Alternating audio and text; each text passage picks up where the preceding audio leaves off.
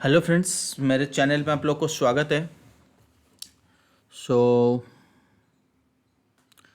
ठीक है। अब मार्केट ऐसे जगह आ गया है कि हम स्ट्रेट चलते हैं मार्केट के ऊपर। मार्केट ऐसे जगह आ गया है कि उसको समझना थोड़ा सा मुश्किल हो रहा है। ठीक है ना? क्यों? क्योंकि जब मार्केट में डॉलर की डॉलर में इतने बड़े फॉल आया है, ठीक है, dollar, US dollar I am talking about, तो मार्केट उस हिसाब से रैली नहीं कर पा रहा है।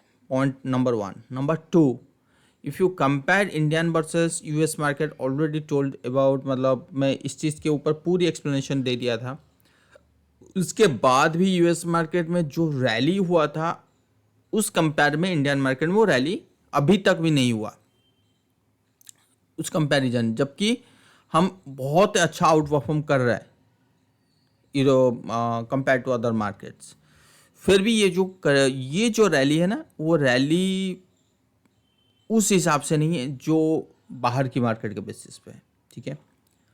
दूसरी चीज, अगर आप देखोगे, दिस काइंड ऑफ करेक्शन, मैं हमेशा एक चीज बोल रखा हूँ कि भाई ये जो करेक्शन होती है ना, it's a kind of complex correction. So correction और easy correction which is easily you can visible, पर कॉम्प्लेक्स करेक्शन जो माइंड होता है ना, वो आपकी वोलेटाइल, मतलब कभी बाय कभी सेल कभी, मतलब पूरी कन्फ्यूजन होगा उसमें। तो ये है complex correction. So multiple probability at this time we have, like हो सकता है कि ये जो शोल्डर बना है कि फर्दर जो करेक्शन आएगा, फर्दर जो प्रॉफिट बुकिंग आएगा, हो सकता है कि एक शोल्डर बनाए, और ये भी हो सकता है कि एक फर्दर अच्छा वाला फॉल नीचे की तरफ आए। तो आपको ये जो करेक्शन दिख रहा था, मतलब ऑल टोटल अगर ऐसे बताऊं, तो आपको पूरा दिख रहा है कि भाई यहाँ पे आपकी करेक्शन एंड होना चाहिए यहीं कहीं, और उसके बाद अच्छी रैली हो सकता है। एक तो प्रोबेबिलिटी यही है। ठीक है। दूसरा क्या है जो मैंने अभी कहा कि इन्वर्स हेड शोल्डर, तो यहाँ से तो एक करेक्शन आना, करेक्शन आप ले बोल नहीं सकते, profit booking kind of scenario कह सकते हो। तो वो चीज़ हो सकता है 19,300 तक, या 19,000 जो सबसे बड़ा ओपन इंटरेस्ट यहाँ पर है ऑप्शन चेन वाइज, क्या उससे अगर नीचे जाए तो 18,500 600। तो आपको दो लेवल मिल गया। इस दो लेवल पे मार्केट कहीं पे भी यू टर्न ले सकता है, और जो यू टर्न लेगा वो अच्छा खासा यू टर्न लेगा, मतलब towards 21,000। Simple, all time high उससे ऊपर भी देख सकते हो। तो ये डिपेंड करता है कि ये करेक्शन कब ख़त्म होता है और कहाँ। जैसे मुझे अगर आप पूछोगे तो मैं एक ही चीज़ कह सकता हूँ, ये जो वाला करेक्शन था ना, ये जो वाला करेक्शन था, ये काफ़ी बड़ा टाइम लिया। तो पर्सनली कि मैं ये कहना चाहता हूँ कि ये भी उतना टाइम लेना चाहिए, तब जाके मजबूत होगा ऊपर के लिए।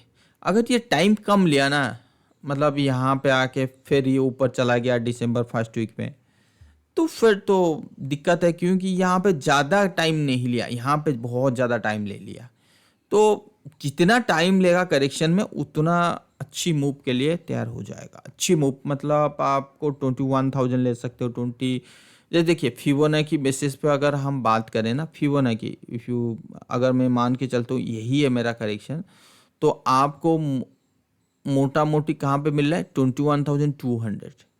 तो ये फिबोनाची वाइज हो रहा है। मैं ये नहीं बोल रहा हूँ कि 21,200 ही आएगा। आप 21,200 ले सकते हो, 21,500 ले सकते हो, बहुत ही बढ़िया करेक्शन।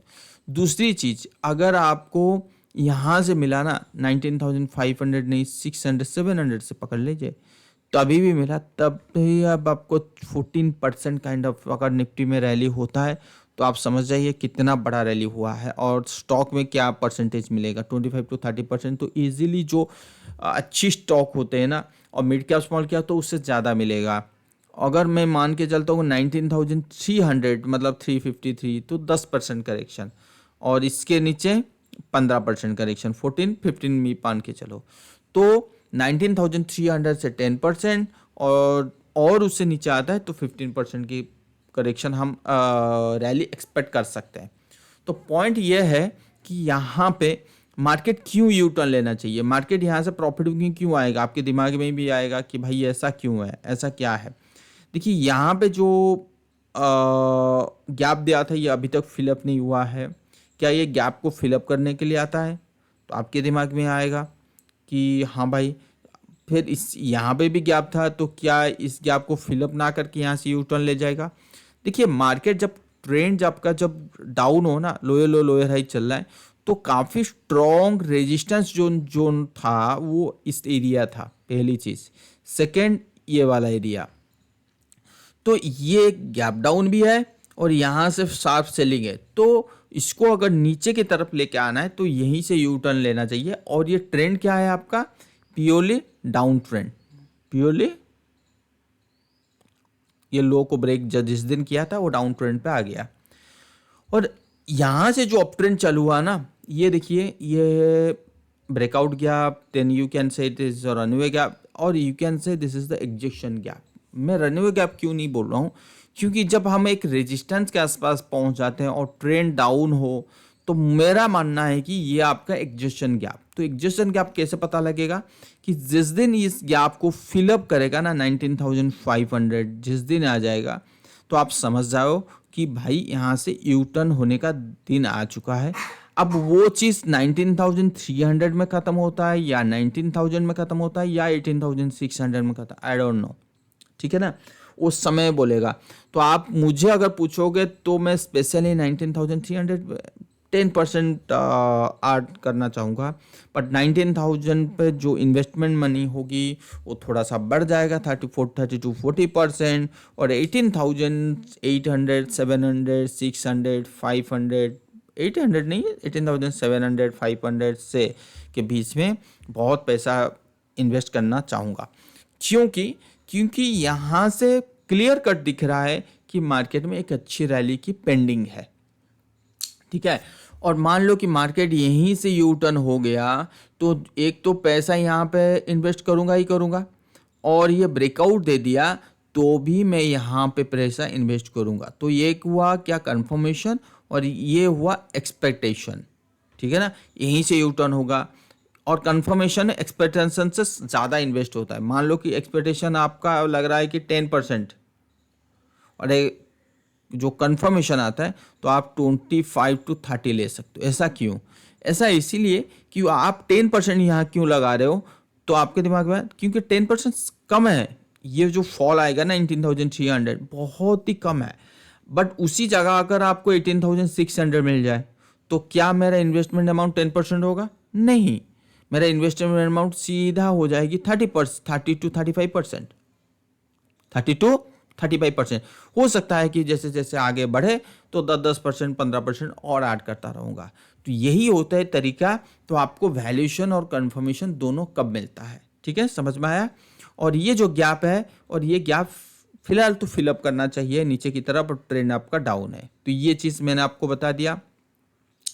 अगर उसी जगह आप वीकली चार्ट बैंक निफ्टी देखोगे, तो बैंक निफ्टी यहाँ पे डबल टॉप पैटर्न बनाने के बाद एक अच्छी वाली करेक्शन आया, यहाँ पे ये वाला फॉल आया था, तो उसके बाद एग्जैक्टली इसी जगह ये जो ट्रेंड लाइन आप ड्रॉ कर रहे हो ना, इसी जगह फिर रेजिस्टेंस, तो multi resistance you have in the bank Nifty. Multi resistance कहाँ किस में है ना, यहाँ से लेके 44,000 से लेके 44,600 500, ये मान के चलो यहाँ पे मल्टी रेजिस्टेंस है। और मेरा ट्रेंड क्या है, सिंपल ट्रेंड जो है मेरा डाउन है, ठीक है। अब ये कहता है कि मार्केट अगर यहाँ आ जाए तो मुझे एक चीज़ है कि डाइवर्जेंस मिलेगा, नंबर 1, चाहे वो निफ्टी में हो चाहे बैंक निफ्टी में हो। दूसरी चीज़, ये जो गैप बनाया था, ये गैप को ऑलरेडी फिलअप कर चुका है और एक नया गैप बना लिया। तो मार्केट जब तक ये 44,000 में सबसे ज़्यादा ओपन इंटरेस्ट खड़ा है, तो मुझे नहीं लगता कि 44,000 के ऊपर इतनी आसानी से चला जाएगा, वो भी गैप डाउन ओपन। चाहे न्यूज़ कुछ भी हो, नेगेटिव न्यूज़ हो, पॉजिटिव न्यूज़ हो, कुछ भी हो, चार्ट होता है, बस ये चीज़। और उसके बाद ये गैप जिस दिन ये अगर फिलअप नहीं करेगा और यहीं से यू टर्न लेते रहेगा, तो आप मान के चलो कि 43,000 तो आएगा। ये देखो ये चीज़ क्या है ना, 43,000 दिखा रहा है। वैसे अगर आप देखना चाहोगे तो आपको फिबोनाची लगा लीजिए। जैसे मैं अपना निफ्टी में फिबोनाची लगाया था, तो उस फिबोनाची के हिसाब से आपका 41,500 बन रहा है। और वो 41,500 क्या आ रहा है, 61.82% की वो परसेंटेज आ रही है। तो वहाँ तक आप एक्सपेक्ट कर सकते हो। तो वो चीज़ डिपेंड करता है मार्केट कैसे चल रहा है, क्या चल रहा है, कैसे नहीं। तो मैं दोनों तरफ से तैयार हूँ अपना चीज़ ये करने के लिए, दोनों तरफ से। और मैं फिबोनाची भी लगा लेता हूँ, फिबोनाची लगा लिया और ये चीज़ बना, ठीक है। ये चीज़ मैंने हो गया। और दूसरी चीज़ यहाँ पे एक सपोर्ट लेना चाहिए। हाँ, एक चीज़ मुझे ये बोलना था निफ्टी में कि आपको यहाँ से क्यों बाउंस बैक आया, क्या सपोर्ट था। देखिए ये जो पर्टिकुलर जो सपोर्ट है ना, ये तो है ही है strong support zone price wise, ठीक है ना। दूसरा भी सपोर्ट एक था, वो था मूविंग एवरेज सपोर्ट। तो आप देख सकते हो कि ये जो रेड कलर एग्जैक्टली ये क्या था, एक्सपोनेंशियल मूविंग एवरेज। और ये एक्सपोनेंशियल मूविंग एवरेज क्या है, 200 डेज का डे का। तो आपके दिमाग में आ रहा होगा, अगर ये फर्दर इस 200 डे को ब्रेक कर दिया, अभी जो अभी 18,914 आ रहा है, अगर ब्रेक कर दिया तो काफ़ी बड़ा सेलिंग आ सकती है। देखिए इससे पहले हम थोड़ा सा एनालिसिस करना चाहिए। और वो चीज़ कहाँ से करेंगे, ये देखिए यहाँ पे मूविंग एवरेज के आसपास आया और ऊपर गया, फिर यहाँ पे डबल बटन बना, अच्छी वाली रैली की, फिर मूविंग एवरेज के आसपास आया, ऊपर गया और इसको ओवरलैपिंग आया, इससे नीचे आया, बहुत नीचे आया। उसके बाद बॉटम आउट हुआ, मतलब रैली हुआ उसके बाद। तो ये ज़रूरी नहीं है कि आपका 200 मूविंग एवरेज के नीचे गया तो बहुत बड़ी सेलिंग आ जाएगी, ऐसा बिल्कुल नहीं है।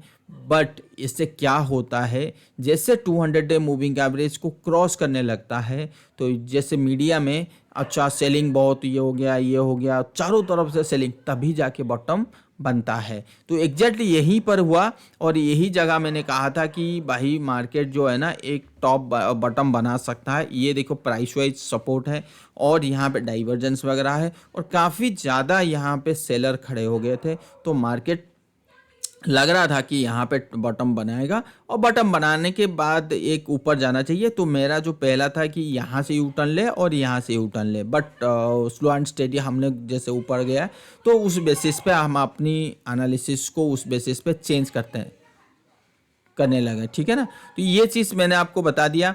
दूसरी चीज़ उसी बेसिस पे अगर मैं मूविंग एवरेज को भी देखूँ ना, तो मूविंग एवरेज ये बता रहा है 18,000। तो यहाँ जैसे आ जाएगा ना 18,000, तो मार्केट को बढ़ाने के लिए ना, मार्केट में जो बायर होते हैं ना उनको डराना बहुत ज़रूरी है, उनमें सेलिंग करना बहुत ज़रूरी है। तो हो सकता है कि ऐसा मिल आए, ये एक प्रोबेबिलिटी है, क्योंकि market is totally depends upon the psychology, it's not depends upon the fundamental, it's not depends upon the your, देखो लॉन्गर टर्म का तो फंडामेंटल, बट जो करंट मार्केट चलता है ना वो पूरी साइकोलॉजी के बेसिस पे चलता है।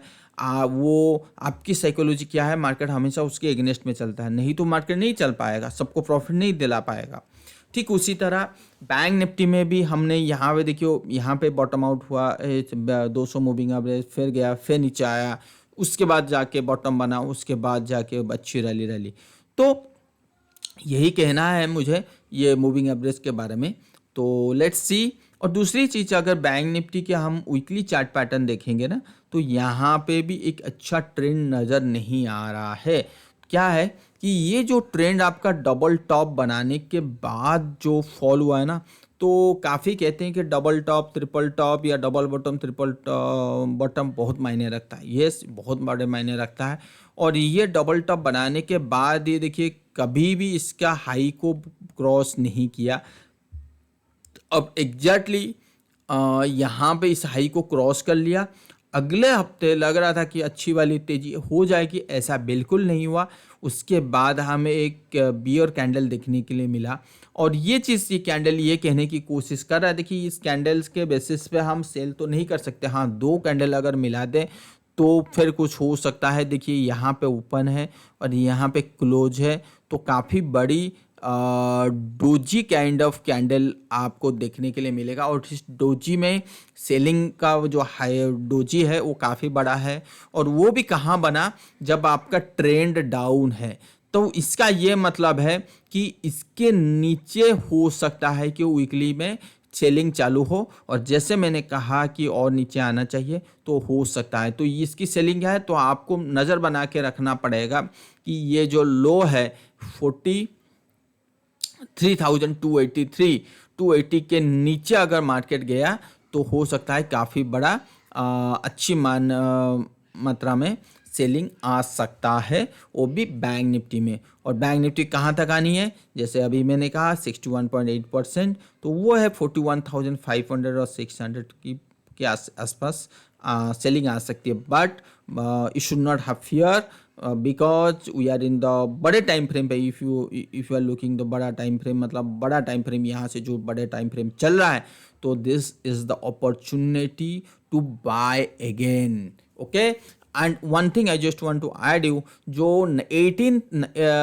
ये क्या था 19,730 निफ्टी का, जो 18,800 के आसपास I told you to buy Nifty BeES, and at this time we are getting 19,730, so almost we got the 1,000 point kind of rally in the nifty. So I'm thinking कि यहाँ पे निफ्टी बीच से कुछ position निकाल दिया जाए, मतलब profit booking कर लीजिए और waiting for the down trend, तो वहाँ पे आप बाई करने के लिए सोच सकते हो। तो मैं अपने तरफ से तो निफ्टी बीच में निकल लिया। स्टॉक में मैंने बहुत सारे ऐसे स्टॉक है जो मैं अभी तक नहीं निकला, बट निफ्टी बीच निकल गया और waiting for the level. Let's see 19,300, then 19,000, then 18,600, ये 700, ये जो लेवल है, या 500 जो लेवल है उसका वेट कर रहा हूँ।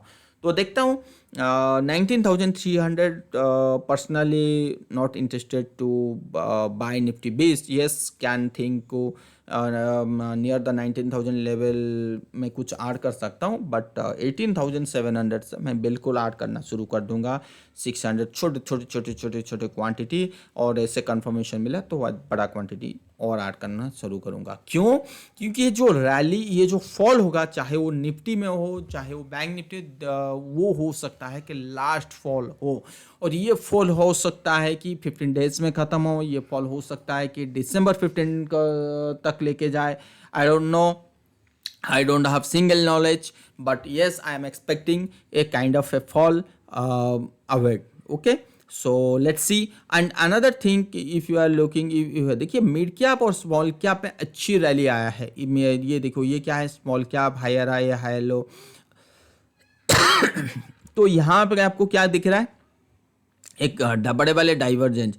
तो ये जो सेलिंग आएगा, हो सकता है कि आपको एक जो स्मॉल कैप है तो वहाँ पे भी आपको एक सेलिंग देखने के लिए मिले। ठीक है, तो ये चीज़ है।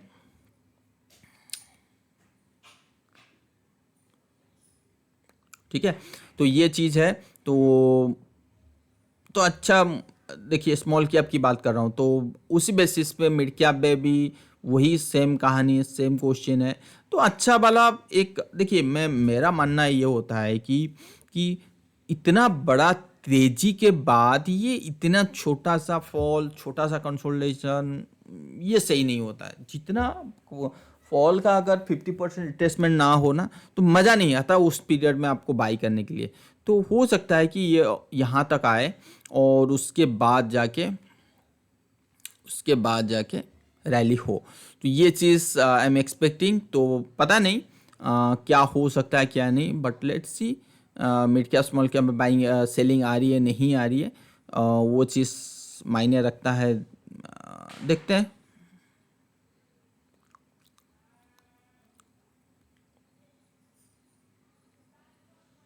ठीक है, एक्सक्यूज मी।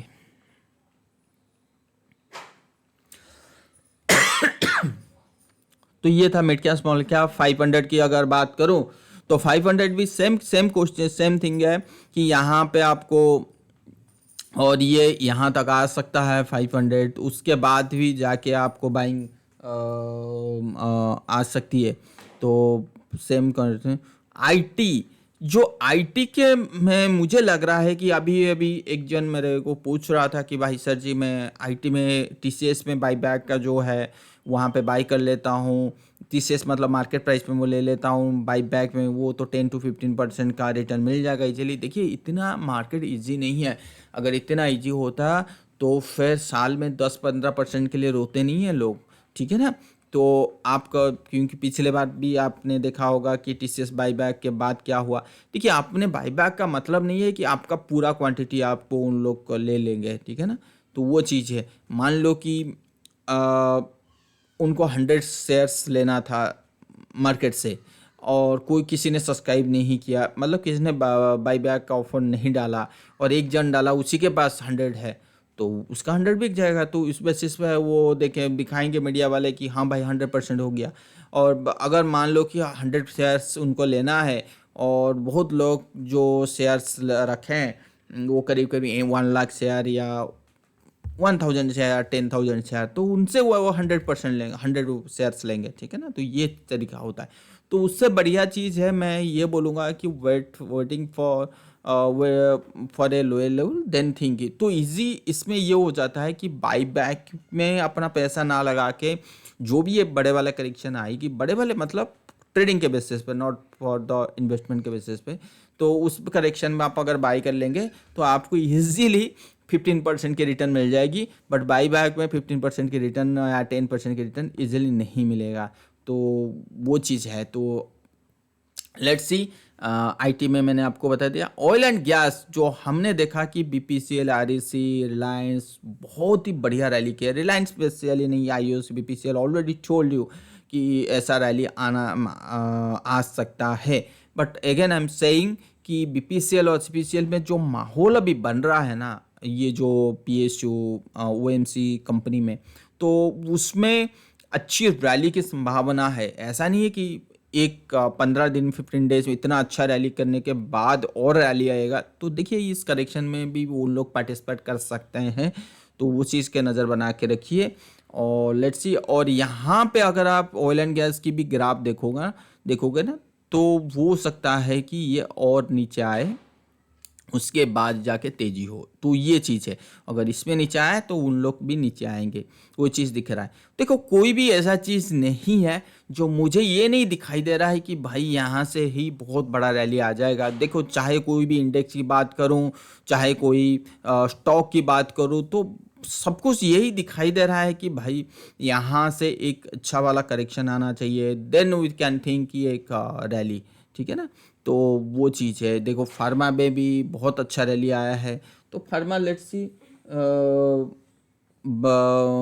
क्या होता है क्या नहीं, देखते हैं, ठीक है। ऑटो ऑटो में ये जो रैली ना, बहुत लोग कहते हैं कि ऑटो में बहुत बढ़िया रैली आ गया, बहुत बढ़िया रैली आया। बट एक चीज़ की उनको वो भूल जाते हैं कि भाई ऑटो यहाँ पे एक काइंड ऑफ डिस्ट्रीब्यूशन पैटर्न बनाए, तो हो सकता है कि ऑटो में एक ब्रेकडाउन होना चालू हो। तो वो चीज़ है, ठीक है। तो फाइनेंस, एनर्जी, फाइनेंस तो वही है निफ्टी का, बैंक निफ्टी जो है वही है। एफएमसीजी एक रेंज में बनेगा तब जाके उसमें बाइंग बनेगी, फिलहाल तो नहीं, मतलब यहाँ पे थोड़ी बहुत सेलिंग आके फिर बाइंग बनेगी। इंफ्रा, एमएनसी, तो मैं देखो, मैं तो एक ही चीज़ जो भी देखता हूँ मुझे यही दिखाई देता है कि यहाँ पे सेलिंग आनी चाहिए। उसके बाद देखिए पीएसयू बैंक में याद आ गया कि पीएसयू बैंक को अगर आप देख रहे हो ना, तो वो चीज़, एक चीज़ याद रखो, एसबीआई में नज़र बना के रखिए। इस गिरावट में ना एसबीआई को बाय करना मत भूलिएगा। और प्राइवेट में कोटक बैंक, एचडीएफसी तो ऑलरेडी बोल चुका हूँ कि इनको बाय करना मत भूलिएगा। उसके साथ साथ आईसीआईसी बैंक को भी मत भूलिएगा, क्योंकि Kotak bank versus HDFC bank versus ICICI करोगे तो आईसीआईसी जो है ना वो आउट परफॉर्म कर रहा है। तो उस कंपैरिजन में आईसीआईसी अगर भागेगा तो बहुत बड़ी रैली निफ्टी में आ सकता है। बट एक चीज़ हमने देखा है कि लार्ज कैप स्टॉक जो अंडर परफॉर्म करता है तो किसी भी एक टाइम पे आ जाता है तो बहुत अच्छा रिटर्न भी उन लोग दे सकते हैं। तो जैसे मैंने कहा कोटक बैंक, एचडीएफसी बैंक में तो इन्वेस्ट होना ही तो बहुत अच्छी बात है। और उसके साथ साथ आईसीआईसी बैंक और पब्लिक सेक्टर बैंक में भाई मुझे तो एसबीआई लग रहा है अच्छा। ठीक है। तो यहाँ पे एसबीआई में नज़र बना के रखिए ये चीज़, और जैसे जैसे ये नीचे आता है 530 540 के आसपास आता है तो आप बाई करते रहिए। और यहाँ पे जो एक बार फॉल आया था तो मैंने कहा था कि यहाँ पे निकल जाइए एसबीआई से। जिन लोग कहा था, एक बार मैंने मैसेज भी दिया था व्हाट्सएप में, क्योंकि जब मार्केट यू टर्न हुआ तो इसमें अच्छी वाली बाइंग आई। तो मेरा मानना है कि यहाँ से एक अच्छी वाली बाइंग दोबारा हमें देखने के लिए मिल सकता है एसबीआई में, तो ये चीज़ याद रख लीजिए।